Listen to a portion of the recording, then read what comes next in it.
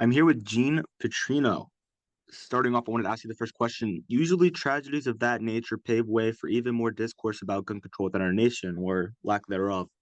With that in mind, and even as President Biden is promising to take on gun violence within what the Second Amendment protects, do you think an executive order from the president would be enough?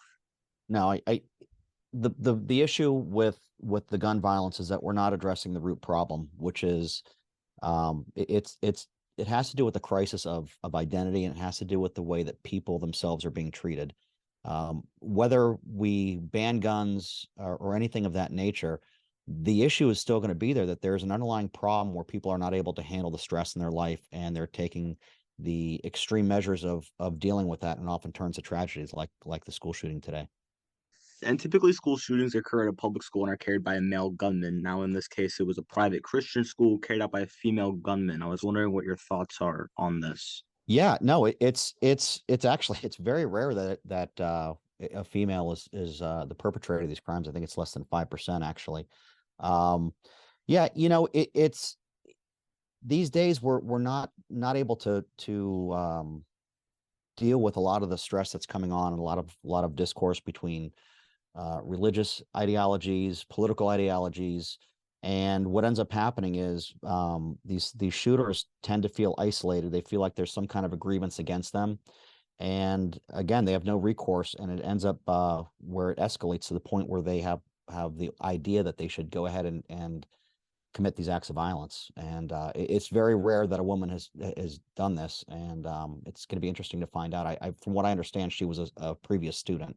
Yeah, you talk about the bullet that leads up to this. I was wondering if you think more of a focus then should be on mental health or if it should be on ways to stop the Yeah, shooting from happening when they take place.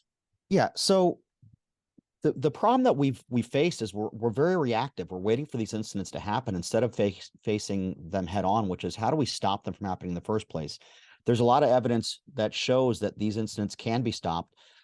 Every one of the shooters tends to do what we call leakage, which is giving signs either through verbal or a lot of times social media, where there's evidence that they're going to take these attacks. It's known to law enforcement sometimes. It's known to family members, coworkers, and it's often ignored. That's the problem, is that we need to start taking these behavioral clues and start acting on them.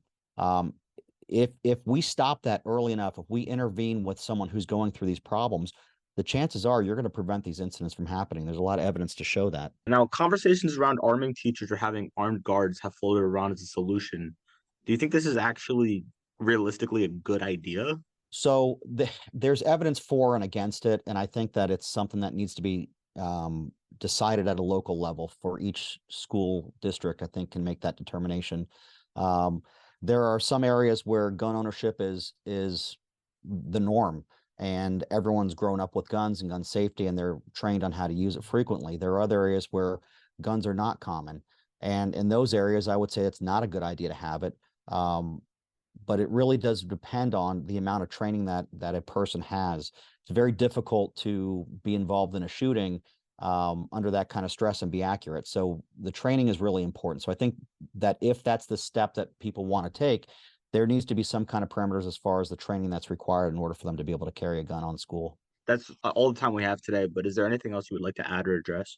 No, just I think that the real issue here is that we are so focused on how to respond that we are ignoring the issue of prevention, and prevention is definitely a possibility. And I think until we start facing that on how to deal with these people who are going through some kind of crisis, we're going to continue to have these shootings.